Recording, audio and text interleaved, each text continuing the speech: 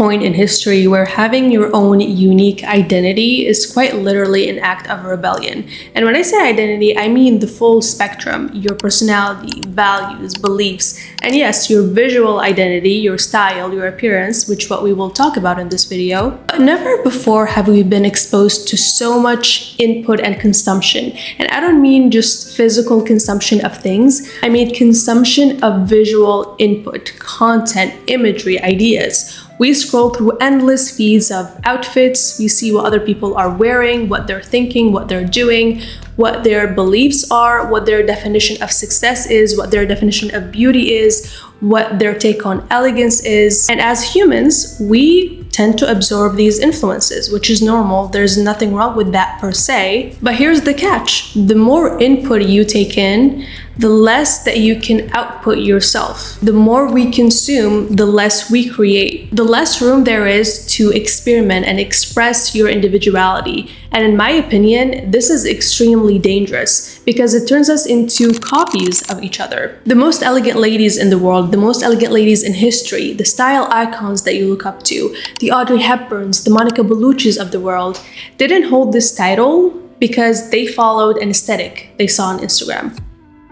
They simply expressed their own individuality, their core identity through their style, and that's what made them iconic. So today I'm breaking down 5 habits that are ruining your personal style, and I'll show you how to reverse them to reclaim your individuality and develop a style that feels authentic, elegant, and unmistakably yours. If you are new here, my name is May. I am a personal stylist on a mission to help you look like your dream self and have a signature style through effortless elegance, because elegance doesn't need to be complicated and it gets to be simple and easy. Habit number 1, you copy instead of interpret. And here I'm mostly referring to Pinterest. Scrolling through Pinterest or even Instagram for outfit ideas, for inspiration can be incredibly useful and incredibly fun. I do this all the time. I do this for my personal use. I do this when I'm working with clients, and it's such a powerful tool. If you're not using Pinterest, I actually recommend that you do.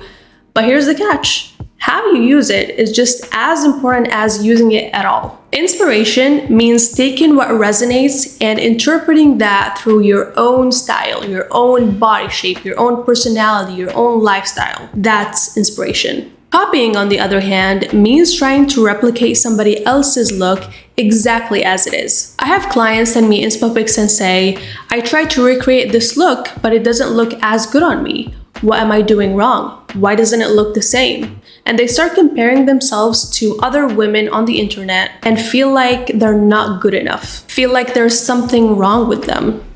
And ladies, there is nothing wrong with you. Maybe except for the fact that you're comparing yourself to someone who probably has a different body shape than you, a different coloring and complexion than you, and, surprise, surprise, a different personality than you. So of course it's not gonna look the same. Sometimes even if the body shape and color season is the same, if the energy is different, something will feel off, and I'll touch on this later in the video. But the point is, the moment you start replicating instead of interpreting, your style gets lost in the process. And I can hear you say, May, what do you mean by interpret? In simple terms, it's simply determining what you like about a specific look and why you like it. And in many cases, it's not that we like a specific piece, that we just want to wear that exact top or that exact skirt. Sometimes it's not even that. Maybe you like a specific element about a piece or the whole look. So it's more of a concept that you like rather than a specific item. I do this exercise with clients who feel unsure about their personal style. So let's do it together, me and you right now. Let's pretend that you sent me this inspo pic and you said, May, I would love to wear this outfit. I would love to recreate this look. I just love everything about it, but I just can't wear it. The skirt maybe would make my tummy show. The jacket maybe would make my shoulders look broad. Maybe the whole thing would make me look shorter than I am. Maybe gray doesn't really go with your color season. Okay, that's fine. Let's investigate what you do like about it specifically, because saying I love everything about it is not specific enough. And when we start interpreting the look piece by piece, things will start revealing themselves for us. So for example, you might look at the skirt and be like, I don't really like pencil skirts. They're just not my thing. I don't like the front slit. This is not something that I would wear. I don't really care for the collared shirt on top. It looks very formal for my liking. Maybe the jacket looks too classic for you. It's not really something that you typically go for. So when we take it piece by piece like that, we are able to see what you like and don't like about a piece. So let's pretend that what you do like about the outfit conceptually is the fact that when you look at it from the top half, it appears very formal, professional, very put together and polished, and you like that. But the bottom half of the outfit is more feminine, it's flowy, it's more playful, and you kind of like this combination of opposites. Maybe you're looking at the jacket that looks very classic, very structured, but then when you look at the accessories, it kind of adds a modern touch to the look. And again, you like this combination, and this is what really intrigues you about the outfit. It's not the specific elements, it's the whole vibe. And if that's the case, that makes things a lot easier because we can recreate this vibe, we can recreate this impression using different pieces that work for your body shape, that work for your regular style, and things that you actually love, but they're not these exact pieces that we're seeing here. Another scenario would be you actually like a specific item. Let's say you do like the classic structured jacket, and you're like, May, I would love to wear this, but I cannot wear it with this kind of skirt because it doesn't go with my body shape. So I'm gonna be like, okay, let's look at your body shape and what you can wear. What kind of skirts go with your body shape? And we can make changes around the outfit in a way that suits you. Maybe you would go for a different type of skirt. Maybe you would go for a dress underneath the jacket. Maybe you would go for trousers while maintaining the overall vibe that you liked in the beginning. Does that make sense? And this is what it means to interpret an outfit and translate it through your own lens, your own personality, your own likes and dislikes. When you interpret, you're not copying a look, but you're getting inspired by it to create a version of it that suits you, that develops your personal style even further. Okay, moving on to habit number 2. You outsource your style. This can be from endless TikTok aesthetics or fashion influencers, fashionistas on Instagram, your favorite celebrities. But the idea here is you keep looking for the next right way to dress, right thing to wear. You keep looking for the next hot trend that would make you feel stylish and hope that it would suit you the same way you see on others. And just like with habit number 1, when your style is built on imitation, it loses its soul. It becomes cosplaying instead of dressing. And I must say, even elegant style has fallen a victim to this. I have seen so many influencers or people who talk about elegant style, or even people who understand elegant style as just a mere aesthetic under the old money label, the quiet luxury label, leading to copy-paste looks that just all blur together. For me personally, I find elegant style in its classic sense appealing. It's not that I'm trying to fit into a category that I don't belong in. It actually aligns with me naturally, so it doesn't feel like I'm going out of my way to look elegant in its classic way. But this may not be your experience. Maybe you're someone who enjoys color. Maybe you're someone who loves being creative and you love adding these unusual creative pieces to your look. Maybe you're someone who just values and loves comfort and you want to be comfortable and chic at the same time, so wearing a pair of trousers and a blazer is simply not an option for you. All of that is totally fine. And there is a way for you to define your own version of elegance, to bring what you love, to bring your personality into elegant style and express it in a refined way. And that's exactly what motivated me and made me create my recent masterclass, Signature Elegance, because I wanted to give you a method, a framework that allows you to do that allows you to show your personality, that allows you to develop a style that feels like you without pretending, without cosplaying elegance, without sacrificing comfort or refinement, but one that balances creativity with refinement, because these two can coexist. I'm honestly so proud of this method. It's something that I've never shared online, and it's one of the most practical frameworks that I've ever seen or ever come across to help you develop your own personal style. So if you're on this journey and you're looking to create a signature style that represents who you are, that makes you memorable, that helps you leave a lasting impression, you can actually watch the first lesson of Signature Elegance absolutely for free. I will leave the link for you in the description below. And if you find it helpful and it's aligned with what you're looking for, you can join the program later. It's so easy to fall into the trap of following trends. I did this years ago and it left me with a cluttered closet and with pieces that I don't normally wear because they just don't align with me. It's just as simple as that. And trends are temporary. They come and go. Every season there's a new thing. That's just the nature of trends. But your identity is permanent. Yes, you can evolve over time, but your core identity will always be the same. And that's actually something that we will talk about more in the free lesson. And that's exactly why I never recommend trendy items to my clients, because it's like me saying, hey, go spend your money on something that will go bad tomorrow. You feel stylish today, tomorrow you feel outdated. That's just the nature of trends. But the trick here isn't to ignore trends completely, but rather to pick and choose which trends to participate in according to your personal style. For example, waistcoats, vest tops were heavily trending the past year. I'm sure you have seen them everywhere.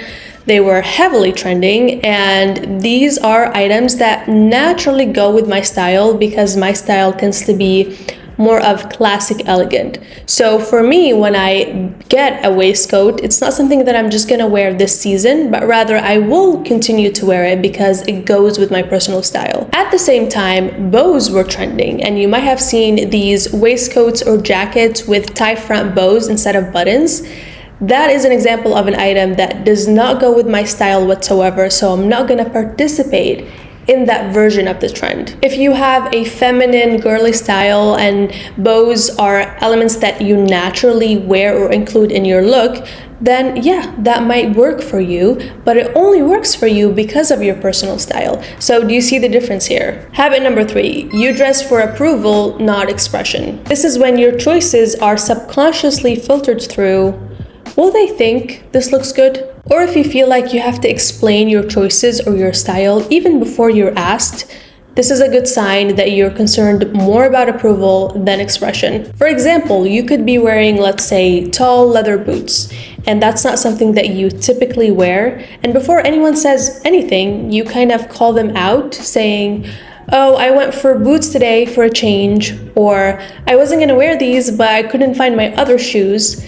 This kind of explaining is a sign that you dress for approval. Or maybe you have a fear of being overdressed, so you keep it dressed down all the time. Or maybe you're someone who always checks what other people are wearing before you go somewhere just to make sure that your outfit doesn't stand out. All of these are signs that you're dressing for people instead of dressing for yourself. And this pressure steals your authenticity. And I am familiar with this pressure, especially when it comes to not being overdressed. I can make a whole video on this if you'd like, let me know in the comments. But this is something that I struggled with for the longest time, and it only set my style back. It didn't really benefit me or benefit anyone else. Habit number 4, you focus too much on clothes rather than energy. This means you care too much about brand names, labels, popular items, dressing like a specific celebrity, wearing maybe a dress that X influencer wore. And the truth is, style isn't just about the items that you wear, but the energy behind them. And I'll tell you why. The main goal of me teaching elegant style is to help you feel good. Because when you look good, you feel good. Your confidence spikes, your energy shifts, you feel yourself, you feel your presence, and other people feel it too. And I can tell you there is a drastic difference between me, my energy right now when I'm all dressed up, versus me when I was in my PJs earlier today. A drastic difference. And if you don't believe me, you can try it right now. Go to your closet, pick an outfit that makes you feel confident, and watch what happens. The effect is instant, and it's very noticeable. You will feel it right away without needing to step out of your house, without needing to step out of your room, without needing to meet anyone. Just between you and your mirror, between you and yourself and the outfit, you feel a difference. And that's just a fact. And this energy and you feeling good is what attracts like-minded people, is what attracts opportunities, job offers, partnerships. And that's what we're really looking for. That's why looks matter, because that is the end goal. The end goal isn't just to look pretty and take photos for Instagram. Yes, we love those too, but the real goal is to increase the quality of your life, to live in a way that really feels like you, that feels authentic to you, and attract people who share the same values as you, who offer you opportunities, and to level up your life in general. That is the bigger picture here. You can put on a designer outfit, but if you feel disconnected from it, it doesn't make you feel good, it's not really aligned with what you usually like, it's not really aligned with your taste, then you're not going to have that effect on you. It wouldn't accomplish what we're trying to accomplish here, which is to feel good and have a radiant presence. So what's the point of labels and designer outfits if they're not achieving that for you? Aligning your inner world with how you dress, with how you show up, impacts everything. It impacts how you carry yourself, how you walk, how you talk, how you interact with others, and also the impression that you leave on others. Labels or the clothes themselves are just decorations. Your energy is the real deal. It's what really making a difference here. And that is one of the core themes that I teach inside of Signature Elegance, how to bridge the gap between your inner world and how you show up on the outside, how to translate your personality into outfits that look elegant and feel personal. So focus on creating looks that feel aligned with you. That's when style stops being about others, but rather expressing yourself and showing up as your absolute best version. And finally, number 5, you don't edit enough. If you haven't touched your closet in the last 5 years, 1 year, 6 months, you and I need to talk. Because a cluttered closet creates a cluttered image. And I learned this the hard way. A cluttered wardrobe doesn't just make it harder to get dressed, but holding on just in case pieces or pieces that no longer represent who you are can actually prevent your true style from emerging. It keeps you trapped in an old identity, and I don't mean this just in terms of looks and your style, but also psychologically. The moment I edited my closet, even though I didn't really edit, it was more of I threw out everything, literally, when I first started, because my wardrobe back then was not aligned with how I want it to look like, how I wanted my style to be at all. So when I did that, when I threw out a lot of things that no longer aligned with me, that felt like I was making space for a new May to come to life. It just feels so freeing. It makes you feel light. And it allows you to literally create physical space and emotional space for new items to come in, for your new style to emerge. So editing your closet is crucial. It's not a step that you can skip. It's actually something that you have to do regularly because we keep evolving, and I'm always finding new things about my taste and how I relate to fashion every time I edit. So it's a very important practice. I actually offer a virtual closet edit service if you feel like you need guidance or would like feedback on what to keep, what to let go of. I will leave the link for you in the description, along with other one-on-one styling services that I offer if you feel like you need support with your style and you would like to work together. Those were the 5 habits that are probably ruining and sabotaging your personal style. But before I let you go, I wanted to share something that I have done in the past and I will probably do more of, which is to take control of your visual environment, audit your feeds, follow people who inspire you and inspire creativity and expression within you, rather than people that add pressure or make you compare yourself to them. It's so easy to fall into this trap, and use that as inspiration to make your style your own. Once it's authentic, it becomes magnetic and effortless because you're no longer curating your visual identity to please others. That's just who you are. So stop copying, stop over-consuming, and start creating. This is really what we're missing nowadays, and that's truly where the magic happens. That is all for me today. Thank you so much for watching. I hope you found this video helpful and valuable and eye-opening. That is my goal always. Let me know what would you like to see next, and until then, stay elegant.